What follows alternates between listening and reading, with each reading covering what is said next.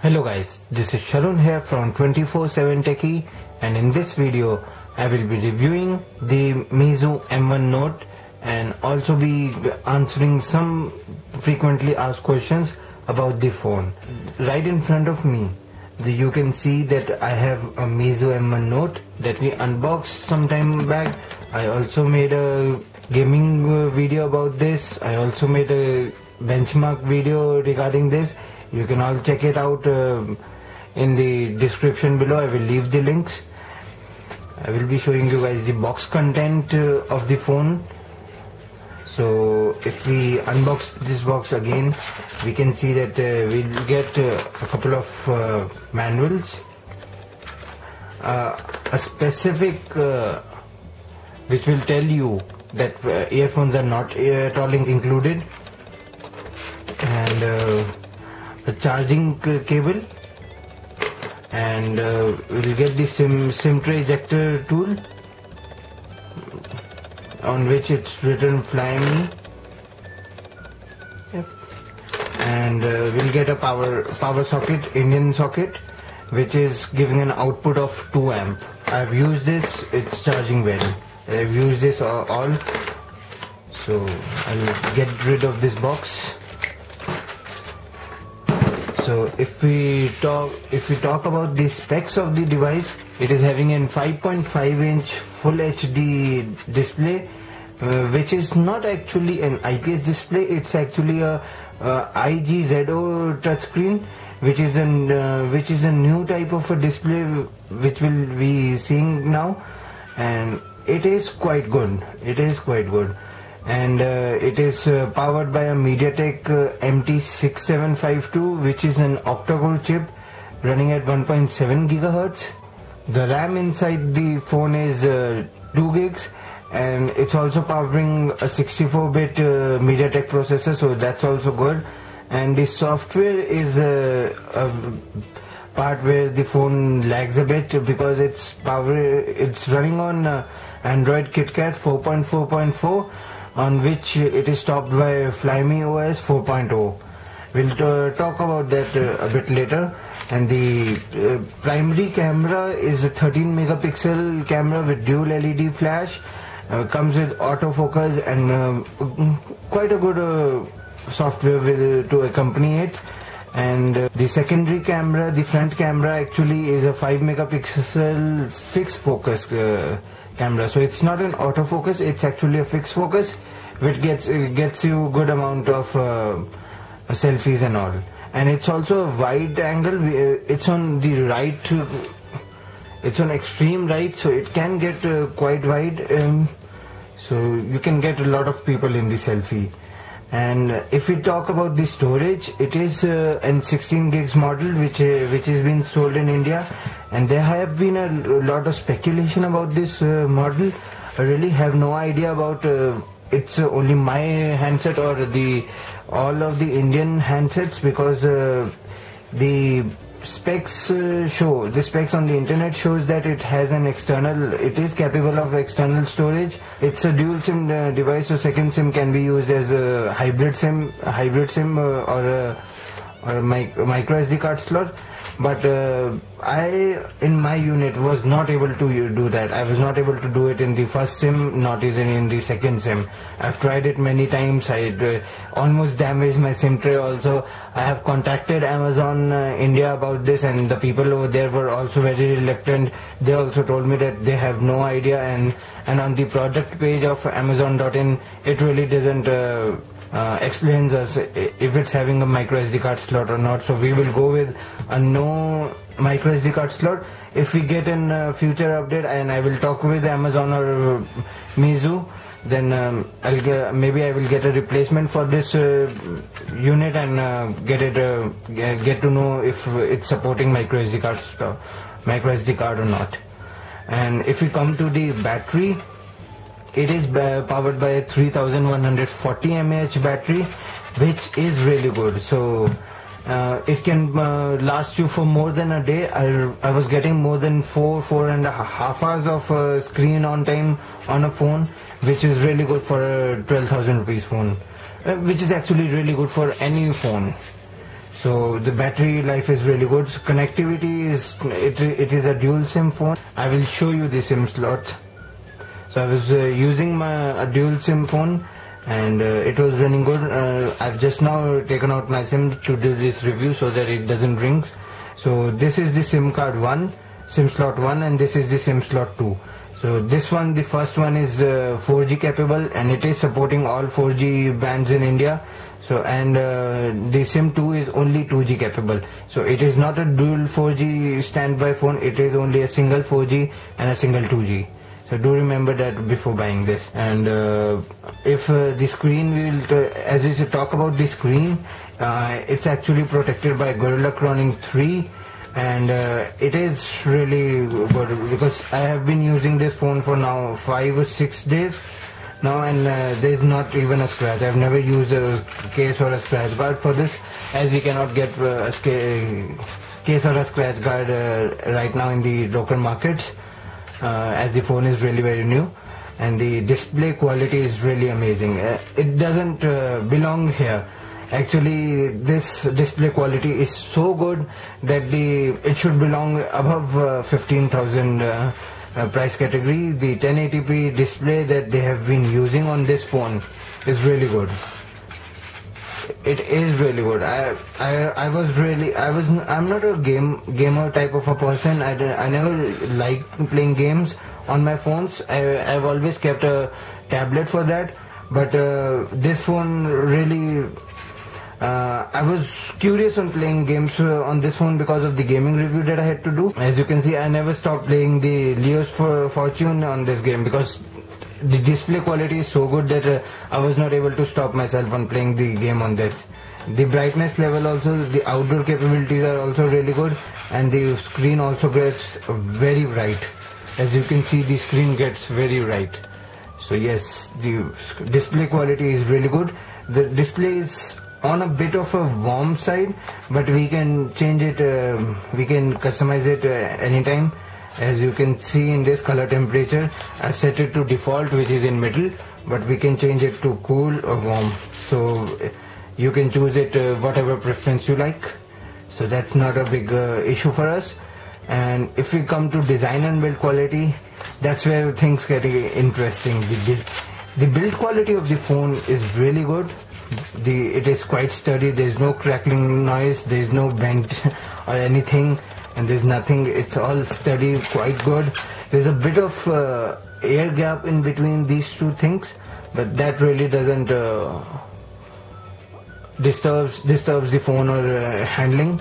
And the screen too, the borders are really not really small. It is small, not as much as the LG phones, but it is small. So yes, so the one hand ergonomics is not really very easy, but the system UI really helps in that.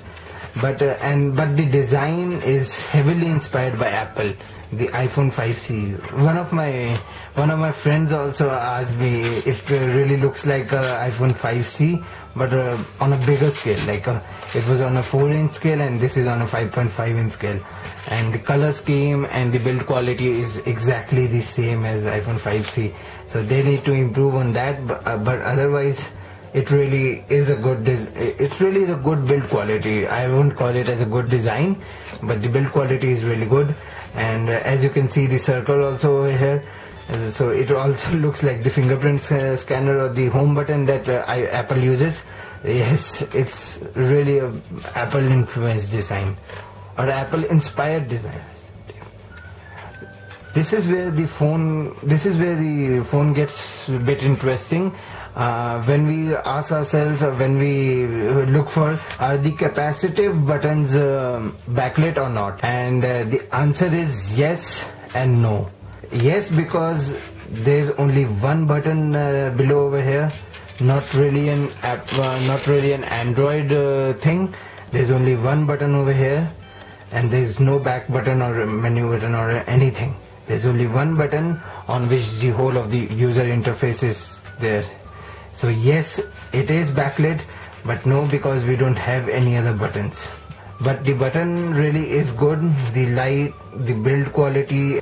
It is not only a button, it is also being used as a a notification light or the LED light in a phone. So we are missing a LED light here and LED light here, and we are having a this button acts like a LED notification light, as you can see in the video that I have shot. And this is the video in a lighted room, and I will also put a video in a dark room. The button lights up good, it looks good when it's lighted up, but it really is just a one button. That's where the software lags a lot. Now we'll talk about the heating issue in the phone.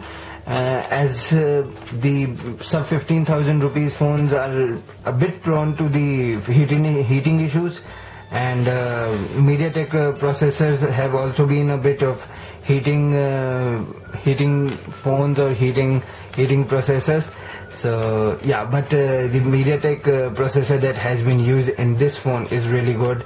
It doesn't heat up a lot. If you stretch it really very high, then it heats up a lot, but not to a very uncomfortable temperature. It is in a comfortable range, and when we play Android games, the phone does heat up. On Android, on any phone, on any smartphone, when we are playing games does require a lot more of power. So the phones or anything, if you can say, with computers also heat up in this thing. So that heating is good enough. And if we will talk about the call quality on the phone is really good. I have been using this phone as a primary device of mine for 3 days or 4 days. And I'm used to making a lot of calls because I go for a morning jog, so I'm on a phone regularly. Yes, the call quality on the phone is good. I would like to. You cannot go bad with the call quality on this phone. It is good, and the storage that we get from out of the box is around. I guess it's more than 12 gigs. Yeah, I got around 12.01 or 12.00. So 12 gigs. It's good enough for a 16 gigs model. You get 12 gigs because I've seen phones with getting 11, 10, and even 9 also. So 16 gigs model and 12 gig internal storage free is good enough. But the external storage is still a big question. If anyone of you can show me a video or something, a picture or something that really how the SIM card will go in, please post it in the comments, and I will check it out and I will make another video regarding that. So the RAM free in the phone when we are using it or when it's on sleep, I've noticed it around 800 MB. So out of 2 GB, 800 MB is free, and it is quite good. The phone, I've never faced a force closed or a lag when switching from one task to another. So yes, the RAM free is good, and the phone has USB OTG support. So I will show you guys that. This is an OTG cable with a pen drive connected to it. So yes guys, the pen drive has been detected and it is shown as. We'll open it up, and as you can see, my files have been read. So we can also check the video quality of the phone. As you can see, I'm playing a 1080p video, and it is the final episode of the Flash.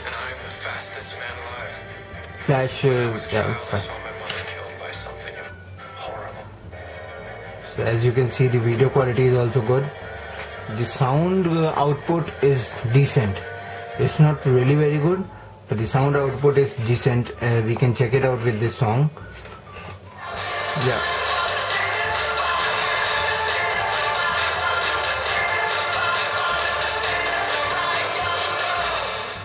So guys, the sound output is decent and the video quality has been amazing.